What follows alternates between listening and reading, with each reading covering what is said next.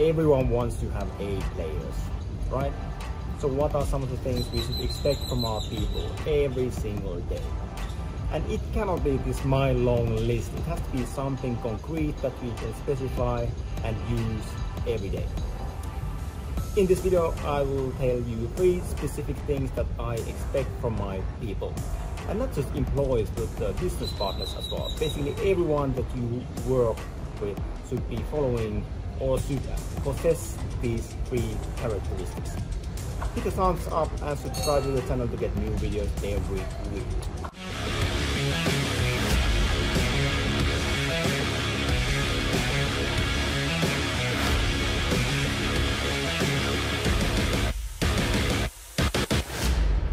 So our topic today is building high performance. So I'm talking about 3 characteristics to require from your team members. So from your team or basically individual people, and this applies whether you just have one person or many people. But we basically want to have some set of things that we actually expect from people.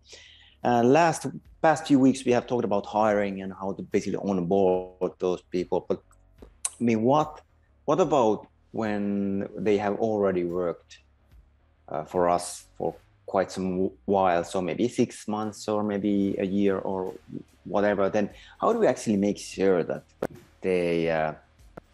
it's going good?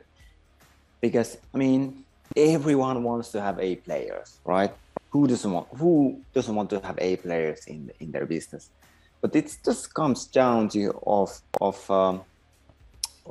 like, okay, how do you, even if you have A players, then I mean, we are not going to get the best results, best like outcome out of the A players if we don't really treat them well. So the specific things, or actually there's many different things that we can do in order to basically build this environment where we get the best possible outcome. But I mean, okay, what should we expect from our people? So talking about some specifics, and we don't want to have a like a holy Bible or like million different things that we should do. I mean, we need to have something that we can do every single day, and something that we can easily keep in our mind as business owners when we work with our team. So I think it's more a question of how do you want our people to behave? Because if you're talking about like A players, I mean, there's tons of books being written about it, and you know, like there's always talk that okay, A players want to work with other players, and you should do this and that and those kind of things. I mean, and sure, I mean, it is all true, but how can we actually simplify it and so that we are able to do it every day? So is there a way to just sum up our requirements, that what we actually expect from people? I mean, I would personally define these 3 characteristics, and it's easy to keep these in mind like every single day when you're working with your people. So first thing is absolutely this ownership. So what does it mean, ownership? So there's also a good book regarding this called Extreme Ownership. And it basically tells you about how US Navy SEALs are working in these different kind of like battle environments, and how they basically I mean, it basically just talks about like how they can take ownership and how they actually take responsibility in any kind of situation that they are. And sometimes, I mean, or actually oftentimes, they are in very challenging situations where it is not possible just to follow some kind of manuscript, or it's not possible just to do what you are being told to do, because let's say you're a part of the team and okay, something happens and you're in the field and you cannot reach your superiors anymore. I mean, maybe radio silent and the connection has been cut. So, I mean, what are you going to do? What are you going to do at that point when you no longer have anyone to ask, well, basically advice, like what should be the thing that you're doing? So some things that how we can actually foster ownership is, I mean, first one is obviously, I mean, the responsibility process, because in a way, I mean, it's about ownership. It's about helping people to take responsibility of some, or of whatever that is actually going on. And another thing is that don't accept delegations to yourself. And I know that might sound a bit weird. What does it mean, don't accept delegations to yourself? Well, I can give you a concrete example that just happened to me with one of the team members. So I basically had a task for the person to create a report of different kinds of numbers, and well, it was actually a quite extensive report. I mean, she had to dig into all different stuff regarding the supply chain to get like specific numbers about this and that. And then, I mean, she did fine in getting the numbers, but then there was also sections that she was not able to do. For example, there was area which was about planning. I mean, it was basically about forecasting. So the task was to forecast some numbers for a future period. And basically, I mean, it might be typical, like I can tell you what she did. So she basically just told that, hey, I don't know how to do this. So here I need your help. I need your help in filling these fields here. And she basically left it at that. And you might think that, okay, I mean, that's fine. She doesn't know how to do this. So, I mean, no problem then. Actually, she was like tagged Victor on Slack saying that, hey, Victor, I need your help in figuring out these numbers. I mean, I don't know this. I don't know how to forecast this or whatever. And then she basically just told me, okay, everything's done except those things that required some forecasting or whatever. And in one way, I mean, I could think that, yeah, it's fine if people don't do some specific things that they really don't know how to do. But I mean, when you consider about, for example, our core values like delivering wow, I mean, is this delivering wow? Absolutely not. So if we come back to our ownership, then ownership would mean that I'm not going to be delegating this task to someone else. So if we think about this same scenario from this owner's perspective, then how to basically handle this situation. So you get some task that you are not, for one reason or another, able to do. So you need help from someone. Then obviously, okay, you should ask help from that person. But let's say that that person is not replying or whatever. I mean, are you just going to say that, hey, please do this thing and just leave it at that? No, absolutely not. You should, and this is something that basically I always do with my team members, and I mean, oh my God, it's working so good. And it happens quite often that, I mean, people, your employees will try to delegate stuff to you, because it might be just case that they don't know how to do something. So they're just trying to say that, I don't know how to do this, so I just left it blank for you. But instead, they should do this. They should say that, hey, I'm not quite sure how to do this specific thing here, but I made my suggestion here, so you can check out these numbers. But please note that I'm not really sure about this at all. So I made the suggestions for you for this forecast. So what do you think about my suggestions? That is the proper, I mean, much better way to approach a situation like this. Because if we are not doing this, then we are getting like delegations from our teams like all the time, and it's not going to be just one thing here and there. No, it's going to be, okay, I don't know how to do this. Can you do this task? Can you do that task?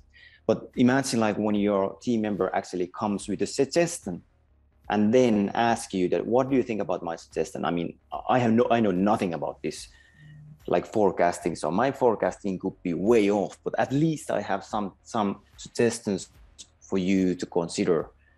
So it is a completely different game, and it's completely shows different behavior on how to approach ownership. And yeah, I mean, obviously I told her that, I mean, wow, I mean, this is like really low effort from you. Like you're not even putting the bare minimum, saying that, hey, I mean, I don't know, this is not my area expertise, but here's some numbers for you. Like, okay, what do you think? So, and then I said, like, this is definitely like delivering, wow, what is number one core value.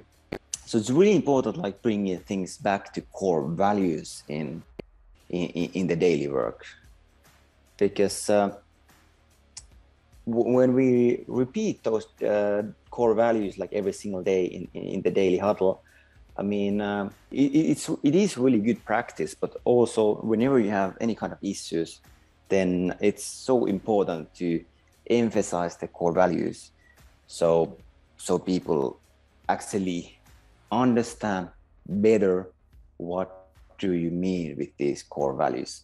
Like after I say this thing, then I'm sure she will understand better that, okay, what does delivering wow mean in this specific scenario? Does that make sense? Yes, it makes sense. Yeah, it makes perfect sense.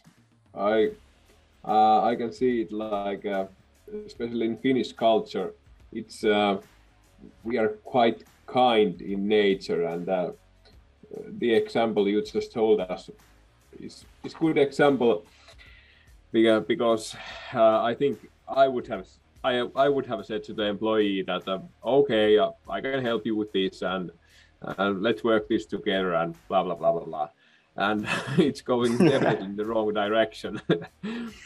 So, and let me tell you, it's not going to stop there. So yeah, if you do this, you will get more and more tasks. yeah, exactly like that. So it's good to like put stop to it right away. So yeah, yes, it has a good point. Yes. So when you delegate, I mean, there will always be scenarios when the person, I mean, delegating, where they will actually start delegating back to you, and that will definitely like destroy your productivity. Meaning that, okay, I have specific things that I want my team to have, and so that I can focus on other things. But if it happens that from my delegation that they just start like bombarding me with like their delegations of their own, then okay, I can just forget on working on this another thing that I was considering to do. So that is very important. Okay, but is there any other question? Is there any questions about ownership and what it means in practice? If not, let's move on to the second thing, which is creativity. And what does creativity mean? I mean, I like what Albert Einstein said, that creativity is intelligence having fun. I mean, that's quite a nice way of putting it, meaning it's just about exploring different things and coming up with I mean, it's really good point is like having fun, because if you're doing some creative things, it's like first of all, I mean, you need to have this kind of like relaxed atmosphere, so you can so it's possible to like innovate stuff and find like these creative solutions. So it's really about building this kind of behavior. So how do you foster creativity? I mean, first of all, is a weekly brainstorming session. And brainstorming session typically, I mean, we just hold it at maximum like 45 minutes, because if you do really heavyweight, like 2, 3, or 4 hour like brainstorming sessions, I mean, first of all, I mean, it's difficult to be focused for that long period, and then it's something that people basically won't look forward to anymore, because they know that it's just going to be this really heavy 2-hour sessions where we are forced into coming out with solutions, and sometimes some people give some crazy solutions and so on. So it's much better to actually keep it lightweight and keep it frequent, like build a habit. And typically, like, yeah, I think like most people are not used to brainstorming at all. I have seen it like in the corporate world. I've seen it in different study groups, and also like at our own business with our own team members. Like, people are typically not used to brainstorming, and if you try to hold a brainstorming session with them, then there's a high likelihood that they are not going to give any kind of like valuable input. So that means that we actually need to teach people how to do brainstorming, and what better way to do that is to build a habit out of it by doing it every week. So I mean, with my team, I just hold like every week this 45-minute brainstorming session, and we have some. I mean, we do have like brainstorming document, Google document, where we have like backlog of different ideas to use. So when we start, we just look at it. Okay, let's today brainstorm about this or that, and it actually can happen. It's quite often that someone is saying that, "Hey guys, I mean, I have an issue with this, and I haven't been able to come up with any kind of solution. So can you guys help me?" So to basically brainstorm together, and then we're just everyone we start talking about it, and everyone pitches in, and this inclusion is so important. Like in US, there's always I mean, there's this saying that, I mean, diversity. I mean, in the US culture, or like working culture, diversity is valued. I mean, it's one of the highest values. So they want to have like diverse group of people from diverse backgrounds, different ages, different like nationalities and whatnot. But I mean, diversity without inclusion, it's not very valuable. I mean, it's pretty useless. Meaning that, okay, if you have really different group of people, but they do not, like, everyone is not pitching in with ideas, then I mean, it's completely useless even having that person in the brainstorming session. So that means that we actually have to make sure that everyone pitches in. And the way I do this, that I just ask like the silent people, like, okay, so I mean, so Crystal, I mean, what do you think about this? So I mean, Crystal, you haven't mentioned anything yet. So what's your thoughts about this? So really making sure that everyone gives ideas, and then asking a lot of questions. So that means that you ask like opinions from the team member a lot. Like whenever there's something you do, like I don't give them the answer. I basically kind of force them to try to like let's say in a call that there's some, and maybe we are running some kind of marketing campaign or whatever, and then they ask my, like from me that, okay, I mean, what should we do in this situation? So you always, like pretty much every time I'm going to tell them that, well, I mean, what do you think? What do you think that how it should be handled? And after they gave their idea, then, well, I mean, I like your idea, but there's this or that kind of idea, so I would personally do this instead. But have you actually researched into this thing or that thing? So basically giving them ideas, but also making sure that they are the ones that are coming up with different kinds of ideas. So it's about making them suggest solutions for pretty much any kind of scenario or situation that we are having. Make sense? Yeah, this makes really sense. Yes, definitely. And, yeah, one question comes to my mind. Do you have any tips or tricks or ideas how to improve your own creativity? I face the issue or problem pretty frequently that my own creativity isn't so good, and I can't find new ideas, for example, how to improve some product or find a new design or how to add some benefit to product or something like that. How to improve your own creativity?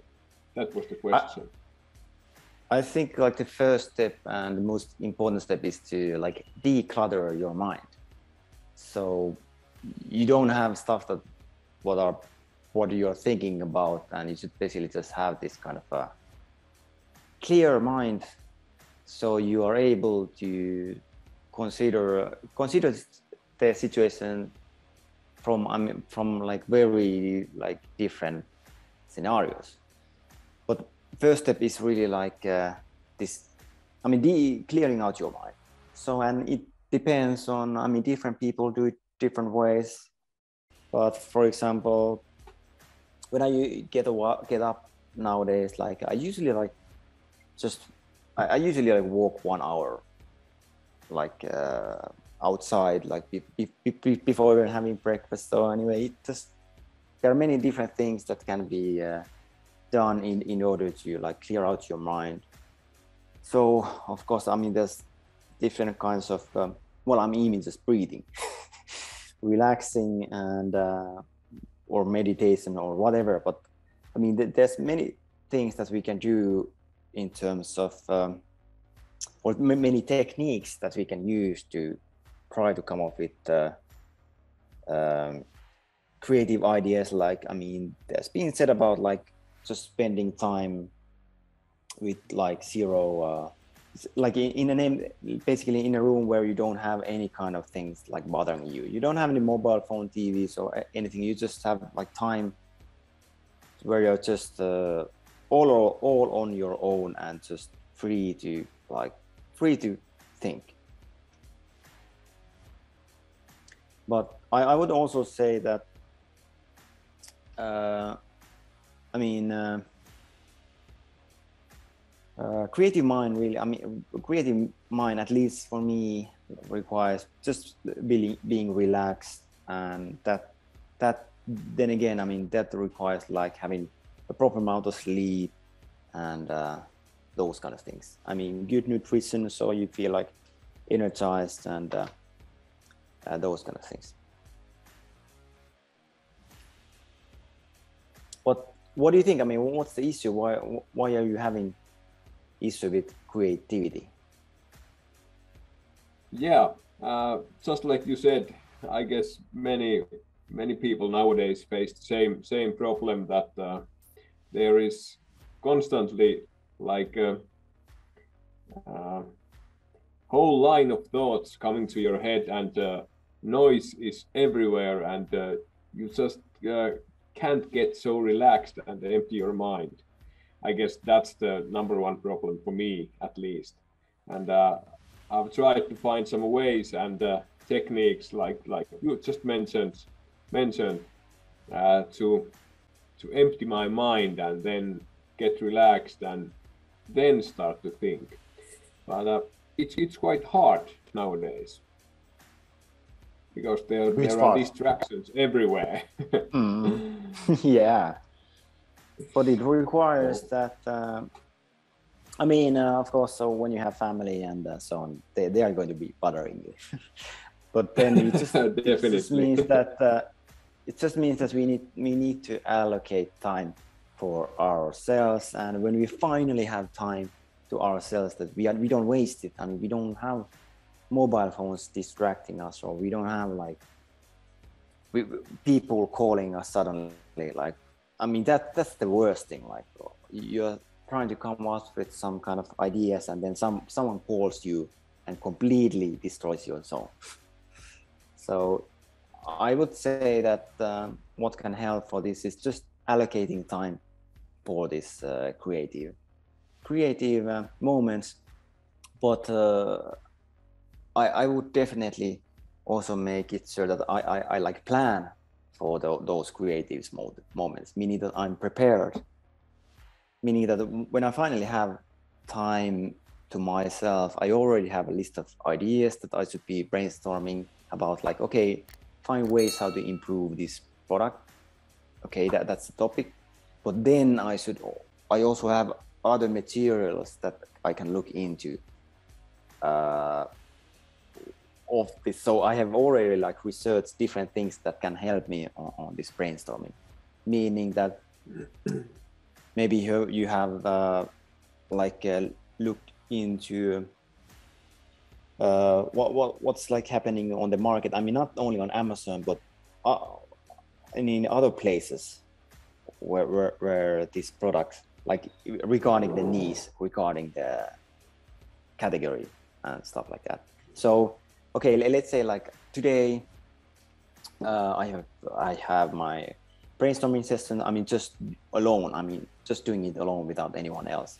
So when I started, I already have a topic.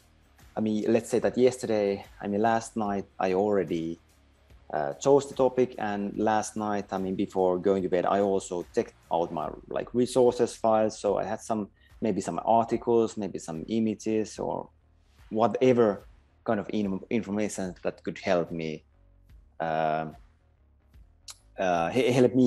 my topic. And I already, like yesterday, I spent at least a few minutes just thinking about it, besides just going through those resources.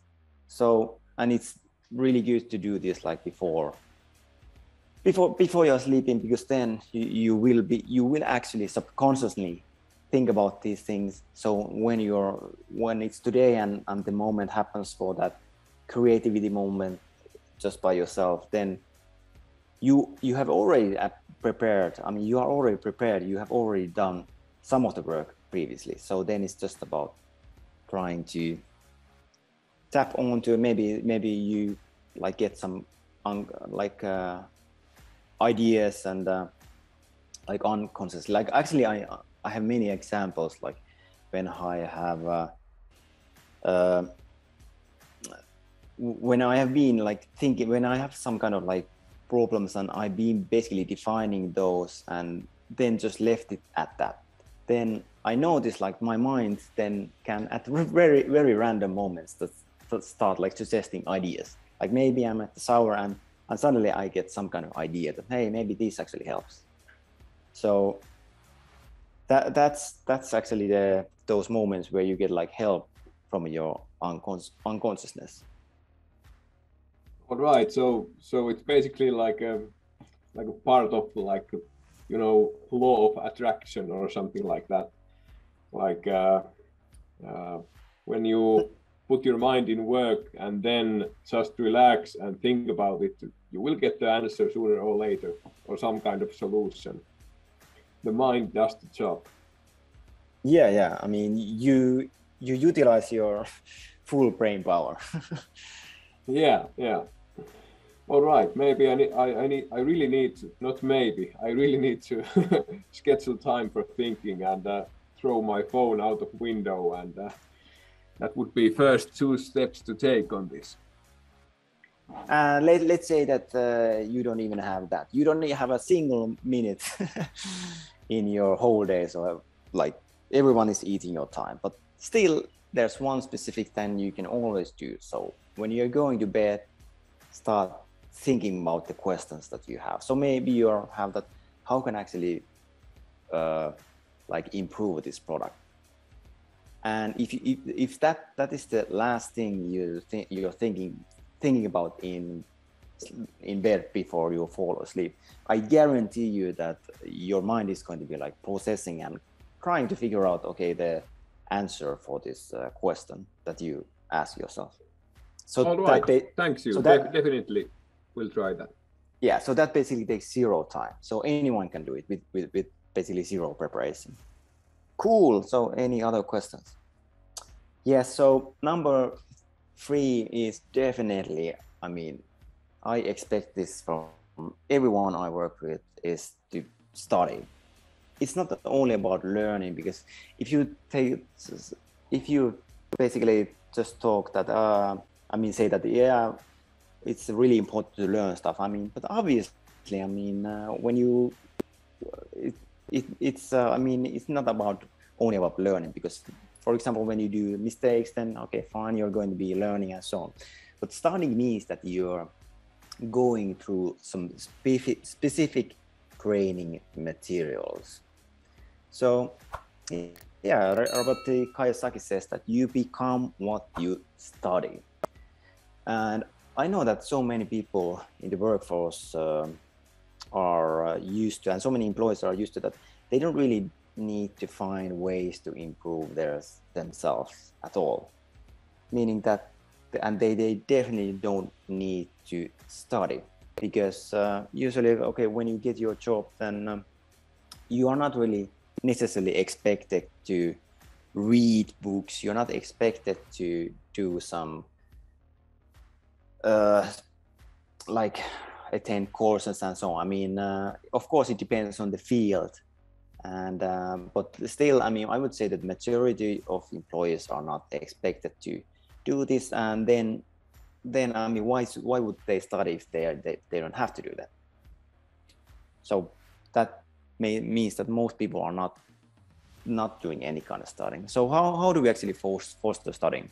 First of all, we as business owners, we need to provide access to different content that our team can study. So this means online courses, books, any kind of video material, any kind of brochures, basically anything that can be studied and be used to learn something.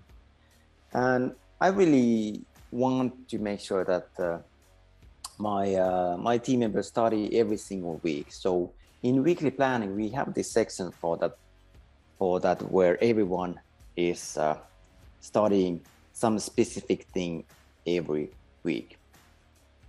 And if you're thinking about what should they study, I mean, it depends. First of all, what they're studying, what they are doing.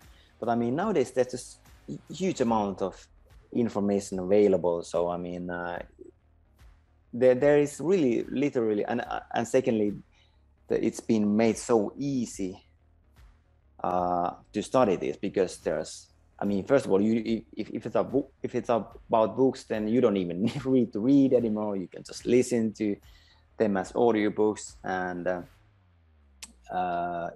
online courses, I mean, they're usually in video material, and you can even speed up those videos. So if you have a 2-hour video, you can just go through it quickly, in half the time. And there's websites like Masterclass that has all different kinds of topics. Like, one thing I'm making my team to study right now is this Masterclass by Chris Voss. So he's the author of the book Never Split the Difference. So different kinds of negotiating tactics. So that's a really good Masterclass that they can go through, and it just takes, I don't know, a few hours or something like this. But anyway, every week people need to specify that next week I'm going to be studying this thing or that thing and so on. So we allocate time for people to study. And then peer studying. I remember probably the first time I started doing these study groups in our team was that in a company, like when we attended this scaling up kind of like, what was it, like a Master of Business Dynamics or something like this. Anyway, I mean, they give some so many different courses about different aspects of building a business, and basically scaling up concerns many different areas like operations, strategy, people, and cash. So I really wanted at least I really wanted like most of our company to understand this stuff. So what we did was that we just made this studies group. In that study group there was like 9 people, including like Victor and I, and then other people that we have chosen to basically study and go through the course together. And I remember, I guess it was like 8, 9 or whatever kind of modules. So we just allocated that, okay, this week we are going through model 1, and then we have just like weekly calls where we discussed like about the course. And it also had a lot of different like exercises. So basically everyone had to do those exercises on their own. So there was different kind of forms, PDFs that we had to fill. And then during the call, everyone presented like, okay, this is my like 1-page plan and those kind of things. And I mean, after 8 weeks, when we went through the whole course, like week by week, I mean, it was just so good. And it was also good for me because I started to think about these different things from a different perspective. Like someone working at our customers, like gave completely different answers that I was basically expecting to have. So and there are a lot of studies saying that, I mean, peer studying, that's one of the most effective ways to study different topics. So I highly recommend on studying like specific courses together. And let's say that you have just gotten one course or gotten one book or whatever that you're going through. I mean, involve your team like to go through the book at the same time as you are doing. So then you can discuss about it like every week or whatever. Makes sense. But one thing is that we have also fired people who don't like studying. And when you hire people, I mean, they're always saying that, yeah, I like studying. Yeah, of course, no worries. But I mean, everyone says that, but how many actually means that? So, and especially like nowadays when everything's changing so rapidly, and also like how Amazon is changing so rapidly. So if we don't study, then we are going to be out of date pretty soon. So that's basically the third thing that I expect everyone to have. And I cannot really emphasize this enough that if you have A players, but A players can become B and C players without the right kind of support. And I can actually give you a personal example of this, because when I worked at the corporate world, I remember like at a certain time, like I was an A player at the company, but then I mean, then you kind of have then you kind of get your motivation starts to lose, and maybe you want to have some change happen in the company, but it doesn't happen. Maybe you meet some really like silly bureaucracy, bureaucracy. So I mean, I had all this passion and all the competence that I could have given to the company, but I mean, I had no channel in the end to give more of the competence that I had. Then I mean, eventually I just became a C player. Like, I don't care anymore. Like, whatever. And that is actually very typical, because A players are quite often like really driven. So they are passionate and they want to, I mean, get great results, and they want to work in an environment when they actually can do great work. But if they don't have the possibility, then they are just going to turn into C players, and probably like eventually they will just quit. So that's why if we have like when we have A players, we need to like take good care of them and make the environment as such that it can nurture like AA players. Hit a thumbs up and subscribe to the channel if you would like to learn more. And if you need any help in hiring your team or building your team, then make sure to join our free Facebook group where we have tons of different resources. And we also hire VAs for our students. So if that's something that you would like to learn more about, then make sure to drop me a message, and then we can see if we are a good fit working together. See you soon.